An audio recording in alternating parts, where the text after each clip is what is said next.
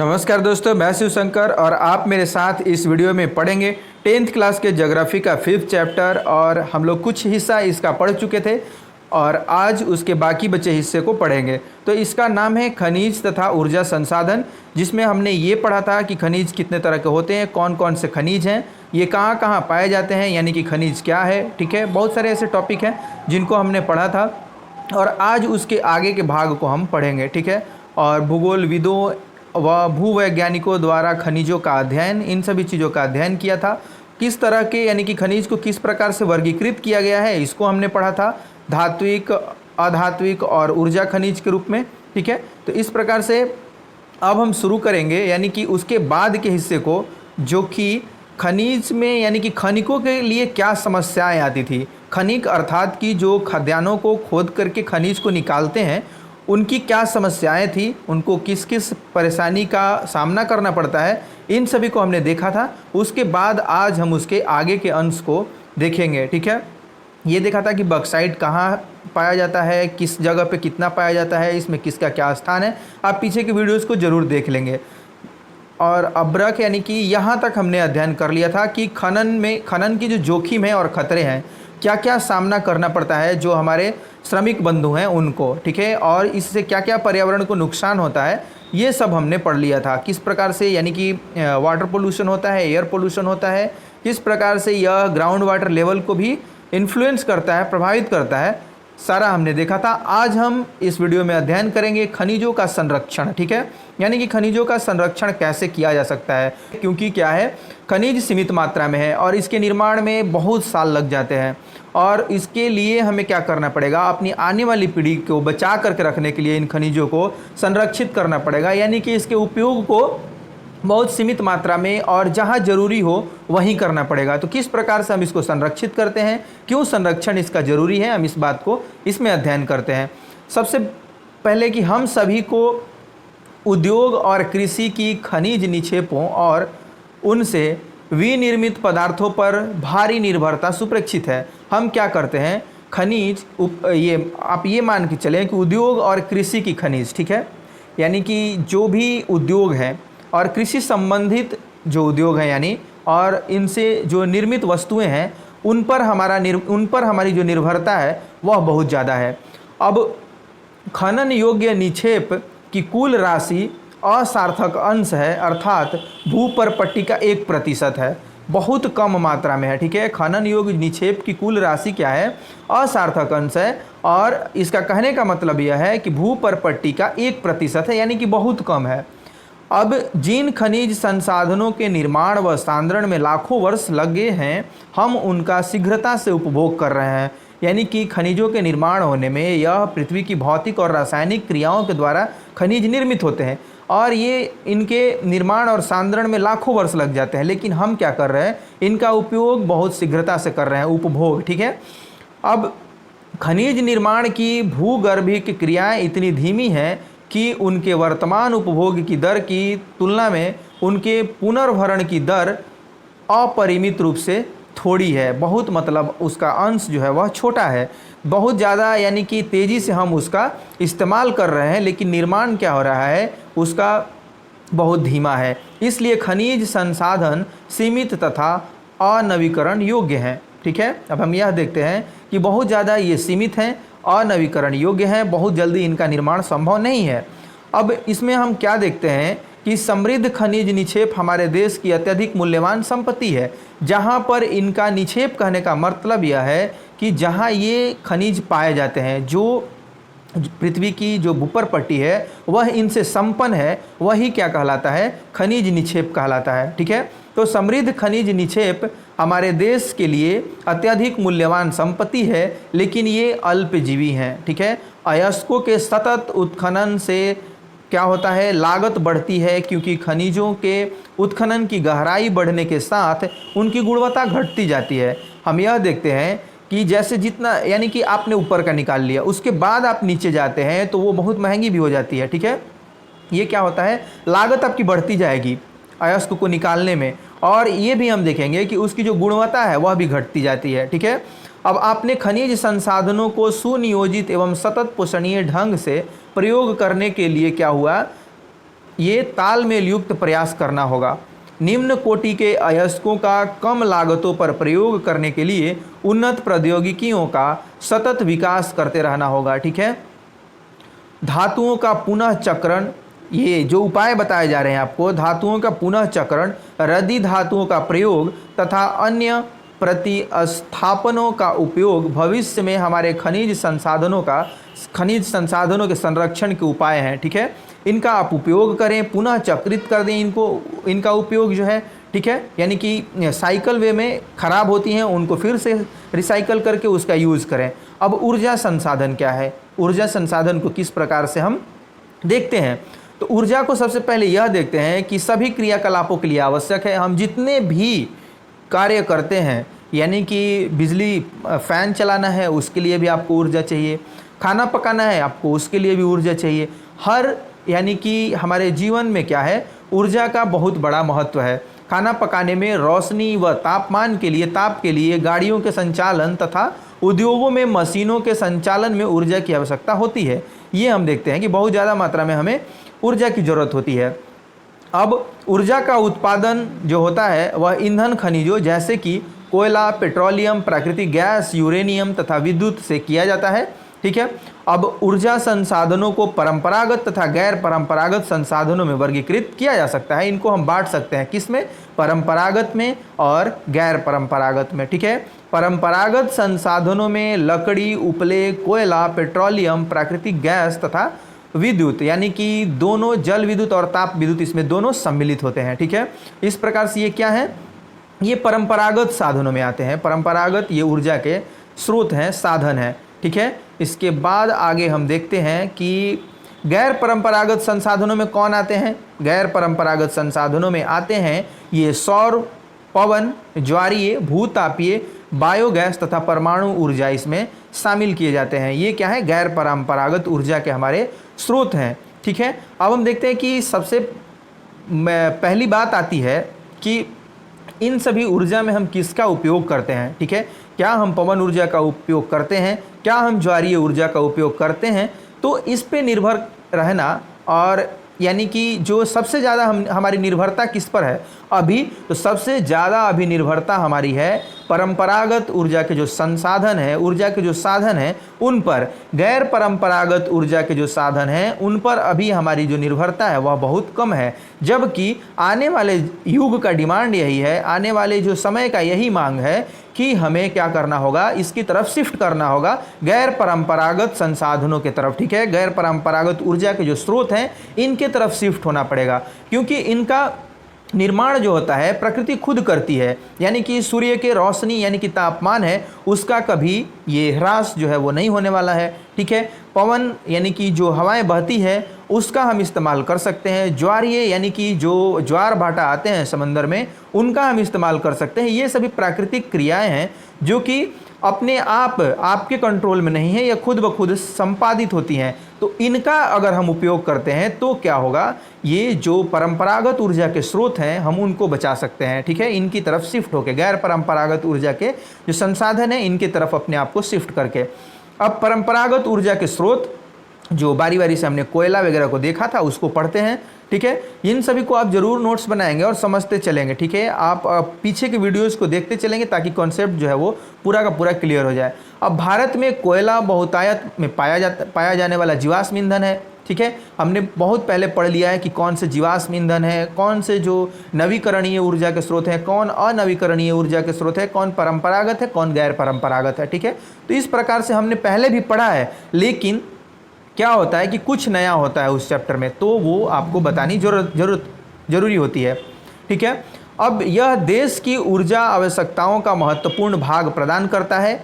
अब इसका उपयोग ऊर्जा उत्पादन तथा उद्योगों और घरेलू ज़रूरतों के लिए ऊर्जा की आपूर्ति के लिए किया जाता है। ठीक है, इसका हम उपयोग बहुत सारे जो खाद्यान्न हैं, जो उद्योग हैं उनमें इसका इस्तेमाल होता है। जैसे कि आप पहले से ही जानते हैं कि कोयले का निर्माण पादप पदार्थों के लाखों वर्षों तक संपीड़न से हुआ है। ठीक है, क्या होता है कि इसका लाखों वर्षों तक संपीड़न होता है, जो पादप पदार्थ हैं यानी कि प्लांट जो होते हैं उनका, उसके बाद इसका निर्माण होता है। इसलिए संपीड़न की मात्रा, गहराई और दबने, ठीक है, मात्रा जो है वो गहराई और दबने के समय के आधार पर कोयले अनेक रूपों में पाया जाता है। कोयला जो है वह अनेक अनेक रूपों में पाया जाता है। दलदलों में क्षय होते पादपों में पीट उत्पादन होता है। ये सभी कोयला का प्रकार है, ठीक है, जिसमें कम कार्बन होता है, नमी उच्चता होती, नमी उसमें ज़्यादा होती है, ठीक है, नमी की मात्रा इसमें ज़्यादा होती है, निम्न ताप क्षमता होती है, यानी कि ये ज़्यादा हमें ताप नहीं दे पाता। फिर एक लिग्नाइट है। लिग्नाइट एक निम्न कोटि का भूरा कोयला है। यह मुलायम होने के साथ साथ क्या होता है, मुलायम होने के साथ साथ अत्यधिक नमी युक्त होता है, ठीक है, नमी युक्त होता है वो। और लिग्नाइट के प्रमुख भंडार तमिलनाडु, जो लिग्नाइट कोयला है उसका तमिलनाडु के जो नैवेली में मिलते हैं ये, और विद्युत उत्पादन में प्रयोग किए जाते हैं।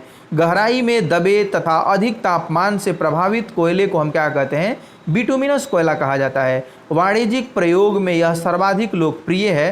धातु शोधन, ठीक है, यानी कि जो धातु का हम निष्कर्षण करते हैं, निर्माण करते हैं और बनाते हैं उसमें, ठीक है, धातु शोधन में उच्च श्रेणी के बिटुमिनस कोयले का प्रयोग किया जाता है, जिसका लोहे के प्रगलन में विशेष महत्व है, ठीक है, इसको गलाने में और इसको यानी कि शुद्ध लोहे में बदलने में इसका मुख्य भूमिका होता है। अब एंथ्रेसाइट सर्वोत्तम गुण वाला कठोर कोयला होता है। सबसे जो यानी कि अच्छा गुण वाला कोयला होता है वह कौन सा होता है, एंथ्रेसाइट, ठीक है। अब भारत में कोयले के दो प्रमुख भूगर्भिक युगों के शैल क्रम में पाया जाता है, ठीक है, जो भारत में कोयला का क्या होता है, दो प्रमुख भूगर्भिक युगों के शैल क्रम में यह पाया जाता है। एक है गोंडवाना, जिसकी आयु 200 लाख वर्ष से कुछ अधिक है, ठीक है, गोंडवाना की है कितनी, 200 लाख वर्ष से कुछ अधिक। और दूसरा है टर्शियरी निक्षेप, ठीक है, जो लगभग 55 लाख वर्ष पुराने हैं। गोंडवाना कोयले जो धातु शोधन कोयला है कि प्रमुख संसाधन दामोदर घाटी, ठीक है, दामोदर घाटी यानी कि पश्चिम बंगाल तथा झारखंड, झरिया, रानीगंज, बोकारो में स्थित है, जो महत्वपूर्ण कोयला क्षेत्र है, ठीक है। ये हम पढ़ रहे हैं किसके बारे में, तो ये हम पढ़ रहे हैं गोंडवाना कोयले के बारे में। अब गोदावरी महानदी, सोन व वर्धा नदी घाटियों में भी कोयले के जमाव पाए जाते हैं। अब टर्शियरी कोयला कहाँ पाया जाता है, तो टर्शियरी कोयला जो है वह उत्तर पूर्वी राज्यों जैसे मेघालय, असम, अरुणाचल प्रदेश व नागालैंड में पाया जाता है, ठीक है। तो इनके काल के बारे में मैंने पढ़ा कि इनका क्या कालखंड होता है, गोंडवाना का क्या है, टर्शियरी का क्या है, तो सबसे पुराने किस्म के कौन कोयले हैं, आपको अब ये चीज़ें क्लियर हो गई होंगी, ठीक है। अब हम पढ़ते हैं पेट्रोलियम के बारे में। पेट्रोलियम को देखते हैं। भारत में कोयले के पश्चात ऊर्जा का दूसरा प्रमुख साधन पेट्रोलियम या खनिज तेल है, ठीक है, पेट्रोलियम है और खनिज तेल है।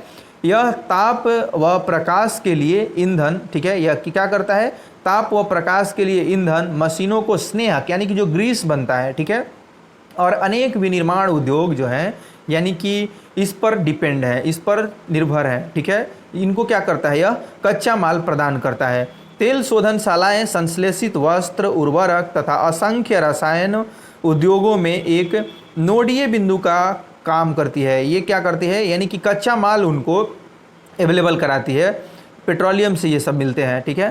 तो अब हम क्या देखते हैं कि पेट्रोलियम संरंध्र और असंरंध्र चट्टानों के बीच भ्रंश ट्रैप में ये पाया जाता है, भ्रंश ट्रैप में भी ये पाया जाता है।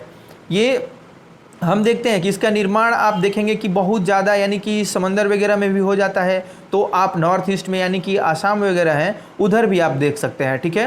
तो आगे हम पढ़ेंगे इसके बारे में। तो ये देखते हैं कि प्राकृतिक गैस हल्की होने के साथ हल्की होने के कारण खनिज तेल के ऊपर पाई जाती है, ठीक है। प्राकृतिक गैस को क्या देखते हैं, प्राकृतिक गैस हल्की होने के कारण खनिज तेल के ऊपर पाई जाती है। भारत में ये देखते हैं कि मुंबई हाई, गुजरात और असम प्रमुख पेट्रोलियम उत्पादक क्षेत्र हैं, असम में भी मिलता है। और ये सभी आप मुंबई हाई और गुजरात का देखते हैं, ये सभी आप जो मुंबई हाई है वह तो समंदर में ही है, तो वहाँ भी ये मिलते हैं, लेकिन असम में भी इसका बहुत बड़ा खाद्यान्न है, ठीक है। तो आप यह देखेंगे कि समंदर के साथ साथ यह धरती के, पृथ्वी के कुछ जो हिस्से हैं वहाँ भी ये मिलते हैं। तो भारत के मानचित्र में 3 प्रमुख अपतटीय तेल क्षेत्र चिन्हित करें। आपको यह अपतटीय क्षेत्र यानी कि जो असम जैसे क्षेत्र हैं उनको आपको चिन्हित करना है, ठीक है। अब हम देखते हैं कि अंकलेश्वर गुजरात का सबसे महत्वपूर्ण तेल क्षेत्र है। असम भारत का सबसे पुराना तेल उत्पादक राज्य है। डिगबोई, ठीक है, नहरकटिया और मोरन हुगरीजन इस राज्य के महत्वपूर्ण तेल उत्पादक क्षेत्र हैं। ठीक है, यहाँ पे ये सभी पाए जाते हैं। अब हम ऊपर जो मैप दिए हुए हैं उनको देख लेते हैं। ठीक है, मैप का थोड़ा सा छोटा अवलोकन कर लेते हैं। तो सबसे पहले यह देखते हैं कि ये आप जो इस तरह की संरचना देख रहे हैं, ठीक है, ये कोयला क्षेत्र है। और जो ये आप पिरामिड ब्लैक देख रहे हैं, ठीक है, त्रिकोण, इसको क्या कह रहे हैं, कोयला की खाने हैं ये। तो ये आप देख रहे हैं इधर से आप यहाँ जो झरिया, बोकारो और ये तलचर, झारखंड के हिस्से जो हैं, फिर यहाँ आप नीचे देखेंगे तमिलनाडु, नवेली, ठीक है, ये सभी क्या है, ये कोयला क्षेत्र हैं और यहाँ पर खाने हैं। ठीक है, कोयला की खाने हैं।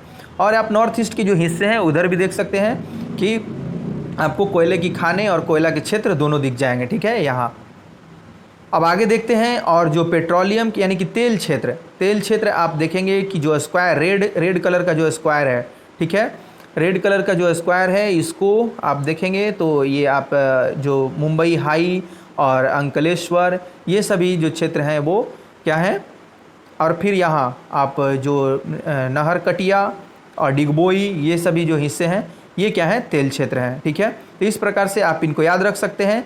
और मुख्य जो सुरक्षित प्राकृतिक गैस हैं वह ये जो इस तरह से दिखाए गए हैं वो है। ठीक है, तो ये आप यहाँ देख रहे हैं कि तमिलनाडु के जो बगल में पूर्वी जो हिस्सा है उस उधर दिख रहा है।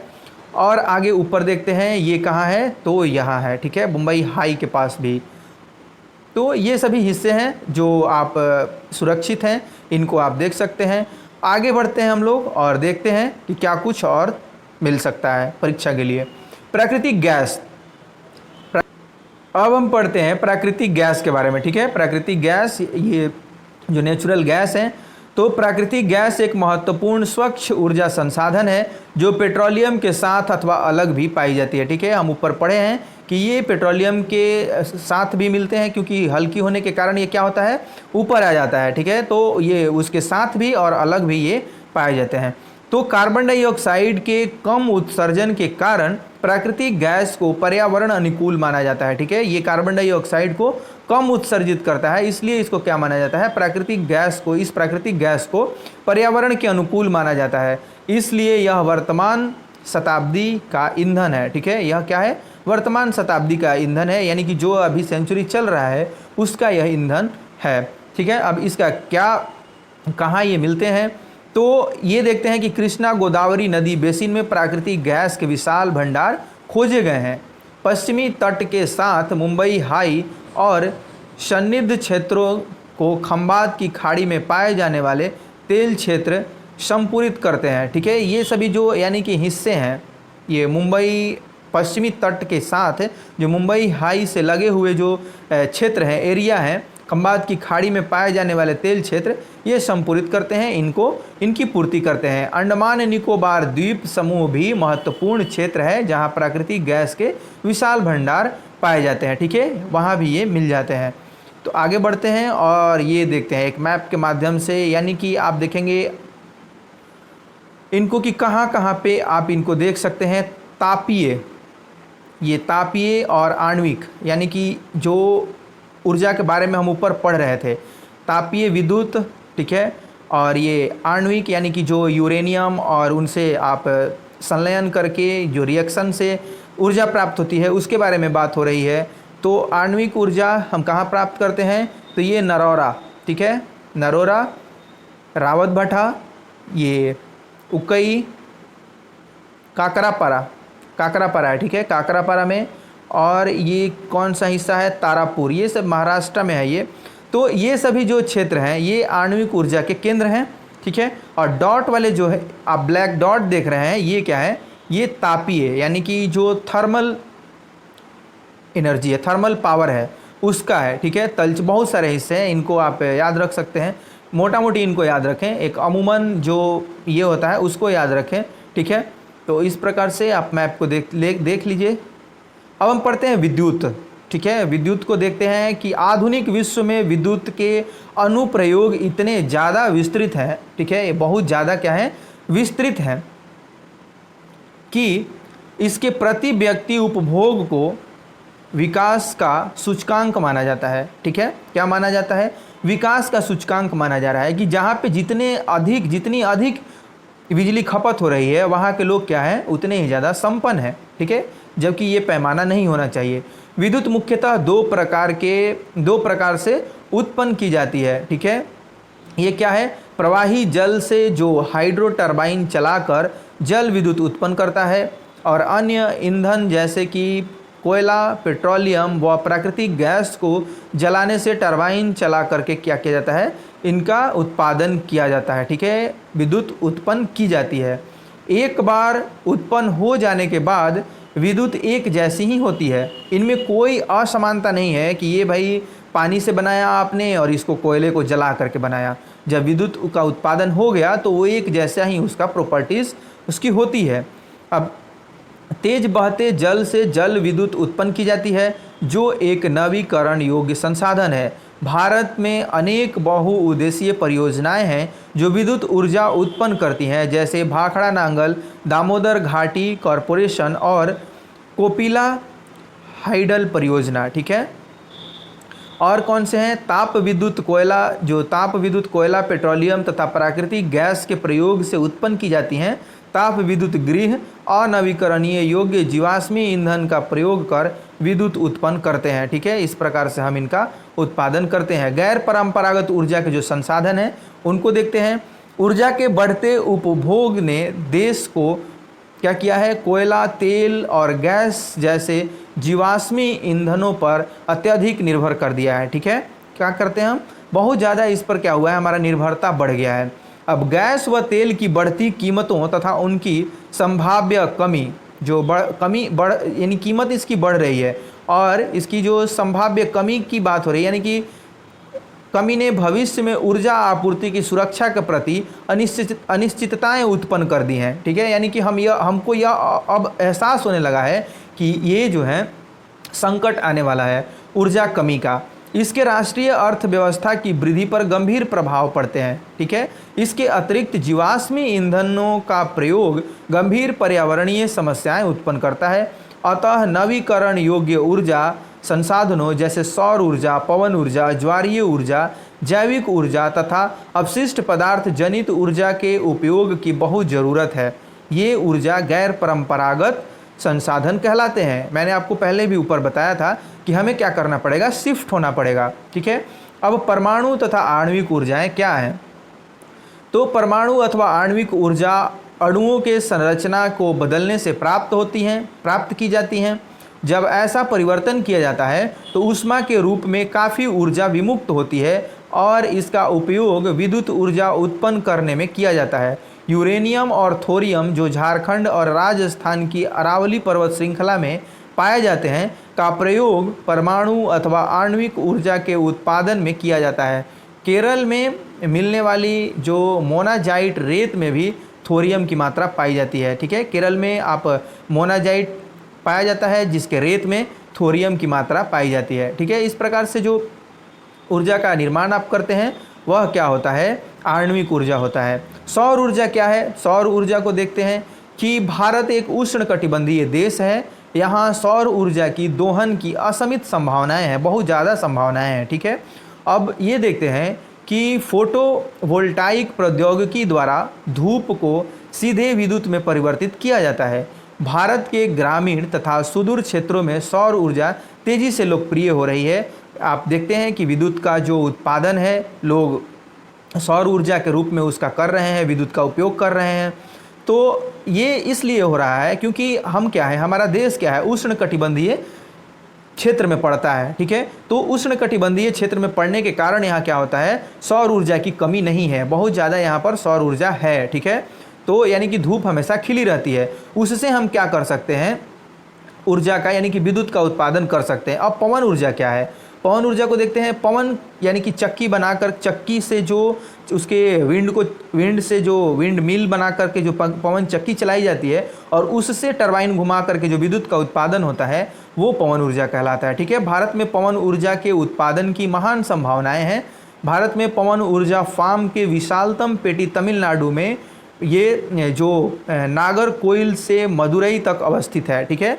क्या है ये? पवन ऊर्जा फार्म के विशालतम पेटी यानी कि बहुत बड़ा हिस्सा है तमिलनाडु में। कहाँ से कहाँ तक लेकर? तो नागरकोइल से मदुरई तक, ठीक है, ये अवस्थित है। इसके अतिरिक्त आंध्र प्रदेश, कर्नाटक, गुजरात, केरल, महाराष्ट्र तथा लक्षद्वीप में भी बहुत महत्वपूर्ण पवन ऊर्जा फार्म है, यानी कि वहाँ तेज़ हवाएं चलती हैं, ठीक है। तटीय इलाकों में वैसे भी तेज़ हवाएं चलती हैं, तो ये सभी जो क्षेत्र हैं वो तटीय इलाके में पड़ते हैं। तो ये अब देखते हैं कि नागरकोइल और जैसलमेर देश में पवन ऊर्जा के प्रभावी प्रयोग के लिए जाने जाते हैं, ठीक है। ये जैसलमेर राजस्थान में है। यहाँ पर क्या होता है, ये मरुस्थलीय इलाका है और यहाँ भी तेज़ हवाएं चलती हैं, ठीक है। अब ये जो बायोगैस है, ठीक है, इसको देखते हैं। तो ग्रामीण इलाकों में झाड़ियों, कृषि अपशिष्ट, पशुओं और मानव जनित अपशिष्ट के उपयोग से घरेलू उपभोग हेतु बायोगैस उत्पन्न की जाती है। जैविक पदार्थों के अपघटन से गैस उत्पन्न होती है, जिसकी तापीय सक्षमता मिट्टी के तेल, उपलों व चारकोल की अपेक्षा अधिक होती है, ठीक है। यानी इसमें हम क्या करते हैं, जानवरों के जो अपशिष्ट होते हैं, जो पेड़ पौधों के अपशिष्ट होते हैं, खरपतवार होते हैं, उनको क्या कर सकते हैं, हम सड़ा गला करके बायोगैस बना सकते हैं, उत्पन्न कर सकते हैं। बायोगैस संयंत्र नगरपालिका, जो हमारी नगरपालिका होती है, नगर निगम, ये सभी क्या करते हैं, सहकारी तथा निजी स्तर पर लगाए जाते हैं। पशुओं का गोबर प्रयोग करने वाले संयंत्र ग्रामीण भारत में गोबर गैस प्लांट के नाम से जाने जाते हैं। ये बहुत सारे गांवों में आप देखे होंगे। ये किसानों को दो प्रकार से लाभान्वित करते हैं। एक तो ये ऊर्जा दे देते हैं, ठीक है, ये हमें विद्युत ऊर्जा दे देते हैं, या आप जो भी इससे ताप ऊर्जा, विद्युत ऊर्जा जो भी प्राप्त करें, इस प्रकार से ये ऊर्जा दे देते हैं। और दूसरे तरफ से ये क्या करते हैं, उन्नत प्रकार के उर्वरक के रूप में आप इनका इस्तेमाल कर सकते हैं, ठीक है। तो ये क्या, आप एक तो आप अपने वातावरण को क्या करते हैं, शुद्ध कर रहे हैं, बहुत सारे इसके फायदे हैं, ठीक है। तो हम आगे बढ़ते हैं और देखते हैं कि ज्वारीय ऊर्जा, ठीक है। ज्वारीय ऊर्जा यानी कि इसको हम किससे प्राप्त कर सकते हैं, तो जो ज्वारीय तरंग यानी कि महासागरीय तरंगें जो उत्पन्न होती हैं ज्वार भाटा के रूप में, ठीक है, उनसे हम जो ऊर्जा का उत्पादन करते हैं, ऊर्जा उत्पन्न करते हैं, उनको हम ज्वारीय ऊर्जा कहेंगे, ठीक है। तो इसकी संभावनाएं कहाँ हैं, तो इसकी संभावनाएं हैं भारत में खंबात की खाड़ी, ठीक है, और कच्छ की खाड़ी तथा पश्चिमी तट पर गुजरात में और पश्चिम बंगाल में सुंदरवन क्षेत्र में गंगा के डेल्टा में ज्वारीय तरंगों द्वारा ऊर्जा उत्पन्न करने की आदर्श दशाएं उपस्थित हैं, ठीक है। तो हम क्या देखते हैं कि हमारा जो देश है, ठीक है, इसके तटीय इलाके बहुत बड़े हैं, ठीक है। इसमें बहुत सारे राज्य हैं, जैसे कि आंध्र प्रदेश हुआ, तमिलनाडु, केरल और महाराष्ट्र, गुजरात, इनके पश्चिम बंगाल, उड़ीसा, इनके क्या देखते हैं कि तटीय इलाके अच्छे खासे हैं, ठीक है, इनकी लंबाई अच्छी खासी है और वहाँ पर आदर्श दशा है किस बात के लिए, तो ज्वारीय ऊर्जा के लिए। तो वहाँ पर इनका उत्पादन किया जा सकता है। अब भूतापीय ऊर्जा क्या है, तो पृथ्वी के आंतरिक भागों से ताप का उपयोग कर उत्पन्न की जाने वाली विद्युत ऊर्जा को हम क्या कहते हैं, भूतापीय ऊर्जा कहते हैं। पृथ्वी के आंतरिक भागों से ताप का प्रयोग करते हैं हम, और उससे जो ऊर्जा का उत्पादन करते हैं उसको हम क्या कहते हैं, विद्युत का उत्पादन जो करते हैं वो कहते हैं, विद्युत का जो उत्पादन होगा वह भूतापीय ऊर्जा कहलाएगा, ठीक है। अब आगे बढ़ते हैं और देखते हैं कि भूतापीय ऊर्जा इसलिए अस्तित्व में होती है, ये भूतापीय ऊर्जा किस लिए अस्तित्व में होती है, क्योंकि बढ़ती गहराई के साथ पृथ्वी प्रगामी ढंग से तप्त होती जाती है, यानी कि जितना हम नीचे जाते हैं इसका टेम्परेचर बढ़ता जाता है। जहाँ भी भूतापीय प्रवणता अधिक होती है वहाँ उथली गहराइयों पर भी अधिक तापमान पाया जाता है, ठीक है। वहाँ पर हम क्या देखते हैं कि अधिक तापमान मिलता है। ऐसे क्षेत्रों में भूमिगत जल चट्टानों से ऊष्मा का अवशोषण कर तप्त हो जाता है। यह इतना तप्त हो जाता है कि यह पृथ्वी की सतह को और क्या करता है, सतह की ओर उठता है, तो यह भाप में परिवर्तित हो जाता है। इसी भाप का उपयोग हम टरबाइन चलाने में करते हैं और इससे विद्युत का उत्पादन करते हैं, ठीक है। अब भूतापीय ऊर्जा के दोहन के लिए क्या है, भारत में दो प्रायोगिक परियोजनाएं शुरू की गई हैं। एक हिमाचल प्रदेश में मणिकर्ण के निकट पार्वती घाटी, ठीक है, कहाँ है, मणिकर्ण के निकट हिमाचल प्रदेश में ये पार्वती घाटी है, और दूसरी है लद्दाख में पूगा घाटी, ठीक है। यहाँ पर ये प्रयोगात्मक परियोजनाएं शुरू की गई हैं, इनसे यहाँ पर बनाया जा रहा है। अब हम क्या देख रहे हैं कि ऊर्जा संसाधनों का संरक्षण। तो आर्थिक विकास के लिए ऊर्जा एक आधारभूत आवश्यकता है। राष्ट्रीय अर्थव्यवस्था के प्रत्येक सेक्टर यानी कि कृषि, उद्योग, परिवहन, वाणिज्य व घरेलू आवश्यकताओं की पूर्ति के लिए हम क्या देखते हैं, ऊर्जा के निवेश की आवश्यकता होती है। ठीक है, ऊर्जा की हमें आवश्यकता होती है। वर्तमान में भारत विश्व के अल्पतम ऊर्जा दक्ष देशों में गिना जाता है, यानी हमारा यहाँ पर कंडीशन क्या है, बेहद ख़राब है। और हमें ऊर्जा के सीमित संसाधनों के न्याय संगत उपयोग के लिए सावधानीपूर्ण उपागम अपनाना होगा। हम क्या करते हैं, बहुत ज़्यादा वेस्ट कर देते हैं, अपने एनर्जी को वेस्ट करते हैं।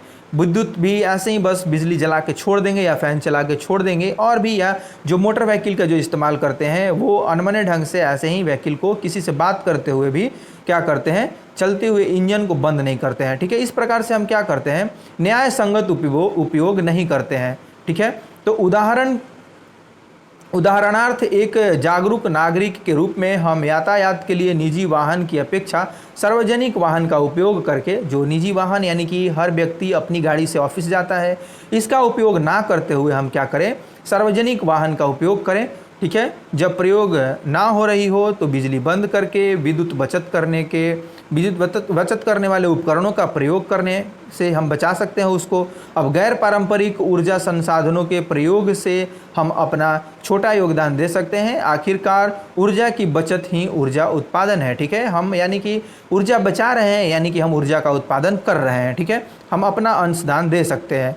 तो इस प्रकार से यह जो चैप्टर है यह पूरा खत्म हो चुका है। अब आप यह देख सकते हैं कि बहुवैकल्पिक जो प्रश्न है, इनको निम्नलिखित में से कौन सा खनिज अपक्षयित पदार्थ के अपशिष्ट भार को त्यागता हुआ चट्टानों के अपघटन से बनता है। ठीक है, तो जब आप ढंग से सुने होंगे, दोनों पार्ट को आप देखे होंगे इस वीडियो के, इस क्लास के 10th क्लास के यानी कि ज्योग्राफी के 2 पार्ट बने हैं। वीडियो लंबी हो रही थी, इसके कारण मैंने इसको 2 पार्ट में बांट दिया। ठीक है, 2 भाग में विभाजित कर दिया। तो आप दोनों को देखें और इनको हल करने का प्रयत्न करें। यही सब क्या होती हैं परीक्षा में, वो यहीं से उठाई जाती हैं क्वेश्चन। ठीक है, तो आपने बहुत ही अच्छे से देखा है, सुना है, समझा है। आपका बहुत बहुत धन्यवाद। मिलते हैं नेक्स्ट वीडियो में।